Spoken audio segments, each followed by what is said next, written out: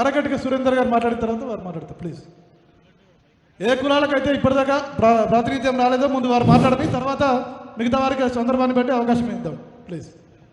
ఈరోజు అసెంబ్లీలో మహాత్మా జ్యోతిబాపులే విగ్రహాన్ని ఏర్పాటు చేయాలని డిమాండ్ చేస్తూ ఇక్కడ చేపట్టిన ధర్నా కార్యక్రమానికి ముఖ్య అతిథిగా విచ్చేసిన మా అక్క, మా బీసీల ఆత్మబంధువు, మా ఆరాధ్య దైవం కవితమ్మ గారి అధ్యక్షతన ఈరోజు ఈ ధర్నా చేపట్టడం జరిగింది.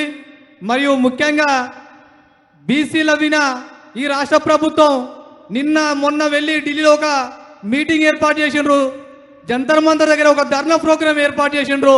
ఇక్కడ కరీంనగర్లో మొన్న జరిగిన ఎలక్షన్లో ఒక బీసీ బిడ్డకు మద్దతు ఇవ్వలేని వాళ్ళు, ఒక ఓసీ నాయకుడిని నిలబెట్టి ఇక్కడ గెలిపించి ఇక్కడ బీసీ బిడ్డకు మద్దతు ఇవ్వని వాళ్ళు ఢిల్లీలో పోయి అక్కడ బీసీ బిల్లు కావాలని చెప్పి అక్కడ ధర్నా చేయడం ఎంత అస్యాస్పదము. ఇదే మొన్న జరిగిన ఎన్నికలలో మన కవితక్క గారు బహిరంగంగా బీసీ నాయకుడికి, ఉత్తమమైన బీసీ నాయకుడిని గెలిపించుకోనని చెప్పి అక్కడ మద్దతు ప్రకటించిండ్రు. అక్కడ అక్కగారి సంపూర్ణ నాయకత్వం అక్కడే తెలిసిపోతుంది.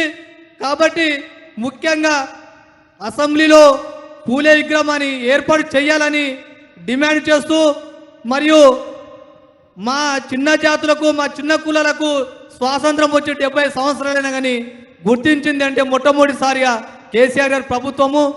కేసీఆర్ గారి ప్రభుత్వం వచ్చిన తర్వాత చిన్న కులాలకు, డిఎన్డి కులాలకు, ఎస్ఎన్డి కులాలకు, బీసీ కులకు, ఓబీసీ కులకు అన్ని పేర్లు తెర మీదకి వచ్చినవి. ప్రతి ఒక్క కులానికి ఆత్మగౌరవ భవనాలు ప్రకటించిండ్రు. ఆ పుణ్యము, ఆ ఘనత మా యొక్క కేసీఆర్ గారికి దక్కింది.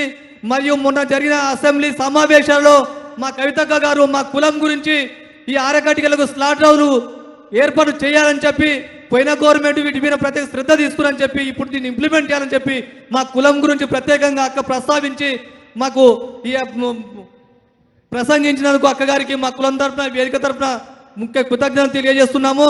ఈ అవకాశం కల్పించిన అక్కగారికి కృతజ్ఞతలు.